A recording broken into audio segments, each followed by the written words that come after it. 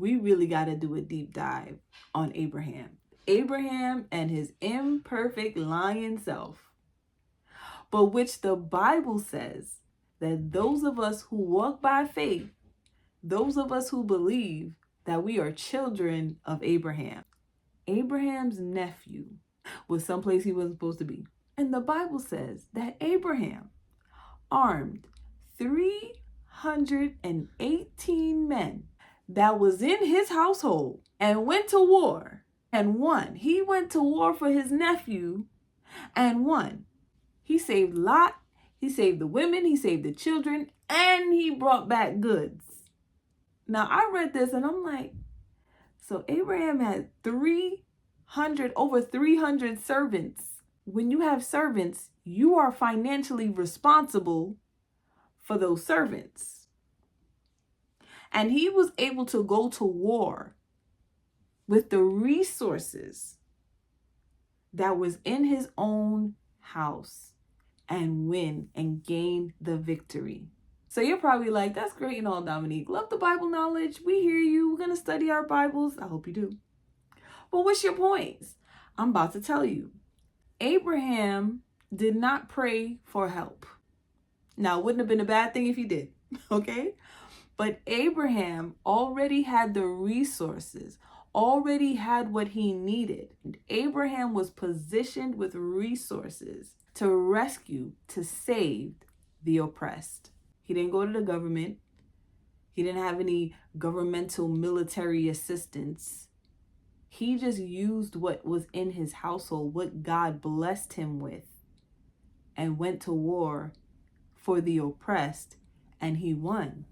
I share this story because I firmly believe that in this hour, in this season that we're living in, I truly believe that God is raising up entrepreneurs globally to do what governments globally either cannot do or will not do. He is looking to his people and he is raising up his people, and it is for us to cooperate. And there's two things to note from that, right? Why entrepreneurs? Because there's no limit on how much your business can make. If you own a business, if that business is scaling, if you put the right systems and the right people in place, then there's no limit on how much money your business can make. So that positions you to have the resources to back and to fund whatever kingdom work, whatever kingdom assignment God has for your life. Real quick before we get to the rest of the gems in this video, do you feel frustrated as if your 9-to-5 is keeping you from what you really want to do or what you're called to do? Do you sense God calling you to entrepreneurship, but you don't know how to start a business while you have your 9-to-5 job? Well, if that's you, I want to invite you to join the 9-to-5 to Wealth community. Inside this community, you'll get group business coaching through our bi-weekly trainings and masterminds, where I share my 15 plus years of experience and expertise, as well as the lessons that I've learned through the wins and the losses, as well as the faith principles that I used to start with just $300 in my bedroom in the Bronx to selling to clients globally and seeing my first 6-figure year. I'll show you how to start with what you have and give you a clear strategy to build your business while you have your day job. Listen, I am very committed to helping people birth the business that God has put inside of them and remove the limitations off of their income through entrepreneurship and reclaim their time to do more of God's work. So listen, if this sounds like this is for you, sign up today. Don't wait. The link is in the description. The other thing to note here is that those of you who have a strong sense that God is positioning you to be wealthy, that God is calling you to entrepreneurship, please understand that it is deeper than just you and your family and building generational wealth. There is absolutely nothing wrong with that, and it is biblical, right? So not attacking that desire at all. But it's important for you to know why this season, why this hour, and why you. Because there's an assignment. There are people waiting for you. There are missions to be filled. There are things, there are schools, there are businesses, there are solutions that God is raising up his people to create.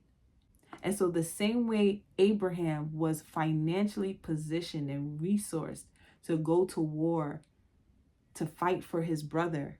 It is a picture and an example of how God can use his people in this hour. This time last year, I was at this event. The event organizer was sharing how they had this vision. It was a ministry event, that they had this vision for this huge event, and they didn't know where the money was coming from. And so they moved forward with planning it. Fast forward, a Christian family donated $1 million for them to be able to produce the event. Well organized, very well organized. And the assignment that we had fulfilled that day was fulfilled, okay? Well organized, well put together, beautifully executed.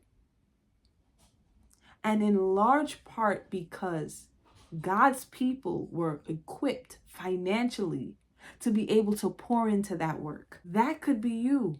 Matter of fact, I'm going to speak prophetically. That is you. Now, will you align with it? Will you cooperate with God? Will you step out of your comfort zone and what is familiar to you and take a step of faith and start building the business, start moving forward with what God has given you? Did you even write the vision down and make it plain yet? That's a good start. So listen, if you didn't know before, or you didn't have a sense of urgency before, I pray you have a sense of urgency now, right? You are the one. Now is the time. You are capable because God has given you what you need to be capable, okay? You are graced for what he's calling you to do, the business that he is calling you to start, the idea that he put in your heart. You are capable. He has assigned it to you and it's for you to fulfill it, and you are graced to do it.